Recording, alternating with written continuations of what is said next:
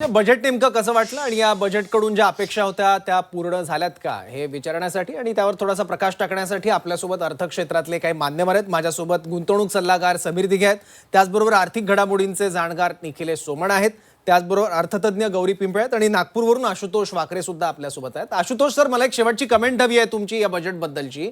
दरवर्षी बजेट आपण बघितले की एक मोठी लिस्ट असते की कुठल्या वस्तू महाग झाल्या कुठल्या स्वस्त. यावेळेस ही यादी काय फार लांबत नाहीये आणि सुरुवातीलाच तुम्ही बजेट हे नॉन इव्हेंट असतं हल्ली असं म्हटलंय. हे सुद्धा त्याच पठडीत मोडणारं बजेट होतं. बघा ना, म्हणजे काही पूर्ण एका बजेट नंतर असं काही खूप मिळत नाही आहे की काय केलं. म्हणजे ठीक आहे, मेडिकल टुरिझमला थोडंसं प्रमोट, म्हणजे बजेट अनाउन्समेंट आहे, ठीक आहे. बिग बँग समजा असं काही म्हटलं तर फक्त एसटीटी वालीच एक अनाउन्समेंट आहे.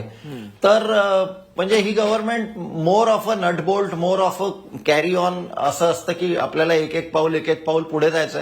पण शेअर बाजार पडला किंवा फ्युचर्सवरचं एसटीटी वाढवलं, हा पूर्ण बजेटचं हे नाही राहू शकत.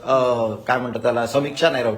पूर्ण बजेट जर का तुम्ही बघितलं सरकारच्या दृष्टिकोनातून, तर त्यांच्यासाठी रेव्हेन्यू वाढवणं, सरकारला पैसे येतील कुठून. तुम्ही टॅक्स वाढवला तरी सगळे लोक त्यांना म्हणतील त्यांनी कर्ज जास्ती घेतलं.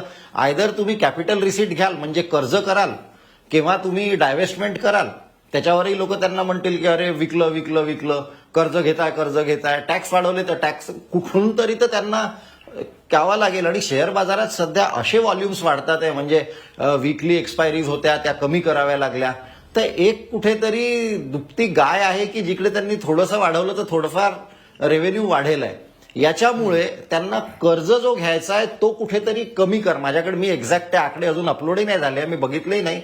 पण तुम्ही हे बघा की सरकारने इकडनं पैसे घेण्याचा प्रयत्न केलाय शेअर बाजारातून, आणि त्याचा नंतर ओव्हरऑल इम्पॅक्ट मग पूर्ण इकॉनॉमीवर दिसेल आहे बाय वे ऑफ कॅपिटल. त्यांनी म्हटलंय की आम्ही कॅपिटल एक्सपेंडिचर वाढवू, आणि ते कॅपिटल एक्सपेंडिचर त्यांचा ट्रॅक रेकॉर्ड राहिलाय की ते सतत वाढवत चालले आहे. तर ओव्हरऑल हे बजेट चांगलंच आहे, याच्यात काही वादच नाही आहे. पण जर का तुम्हाला कुठे द्यायचं असेल तर कुठून तरी घ्यावं लागेल. आणि सध्या शेअर बाजार आहे, व्हॉल्युम्स वाढतात आहे सगळं, आणि आपली अर्थव्यवस्था चांगली आहे. आज आपला रुपया पडतोय कारण की फॉरेन इन्व्हेस्टर्स बाहेर चालले आहेत. थोडंसं गोष्टी बदलू द्या, भरभरून पुन्हा फॉरेन इन्व्हेस्टर्स आत येतील, तर हे जे शेअर बाजार पडलंय वरती जायला याला वेळ नाही लागणार.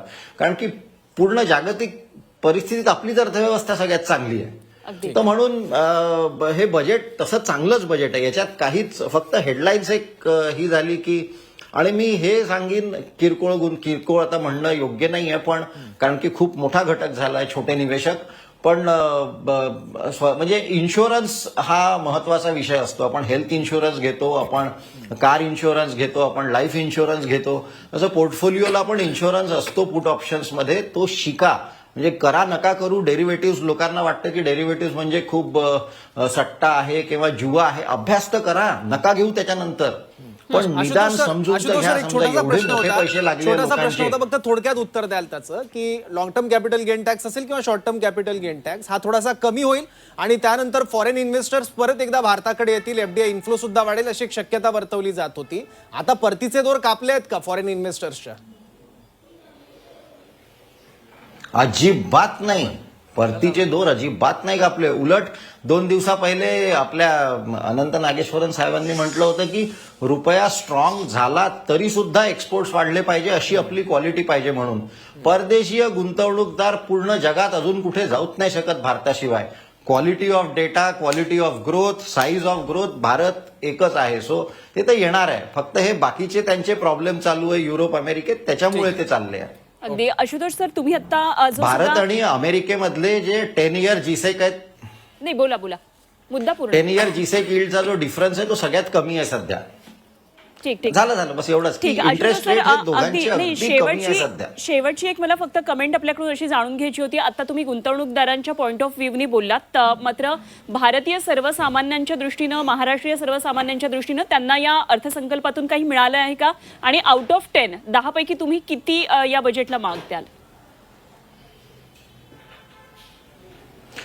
10 पैकी 8 तर कुठेच नाही गेले. म्हणजे जर का हे बघा, हा भारताचा अर्थसंकल्प आहे. जर का भारताचं डेट टू जीडीपी कमी होत आहे, जर का भारताचं क्रेडिट रेटिंग 18 वर्षांनी जसं वाढलं आता, जर का सगळ्या गोष्टी त्या लाईनीत होत्या, जर का इन्फ्लेशन कंट्रोलमध्ये आहे, तर हे बजेट चांगलंच आहे. मग ठीक आहे, महाराष्ट्र आता कोस्टल केलं, कारण की तुमच्या ओडिशामध्ये बघा, तुमच्या केरळमध्ये बघा, तुमच्या तामिळनाडूमध्ये बघा इलेक्शन्स आहे. मागच्या वर्षी बिहार झालं होतं. सो भारताचा अर्थसंकल्प म्हणून हा निश्चित चांगलाच अर्थसंकल्प आहे, त्याच्यात काही वादच नाही.